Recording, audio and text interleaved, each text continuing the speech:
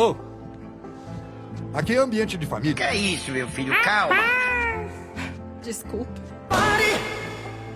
Desculpa. Na próxima, lembra que tem criança aqui. É como se você fosse um grande Que é exemplo. isso, meu filho? Calma. Era só o que faltava. Mais uma sapatão. O que foi que você falou? Não. Sai fora daqui. Chama o bombeiro. Esse é meu patrão. Que é isso, meu filho? Calma. Isso não existe. Isso não é problema seu. Você precisa tomar um.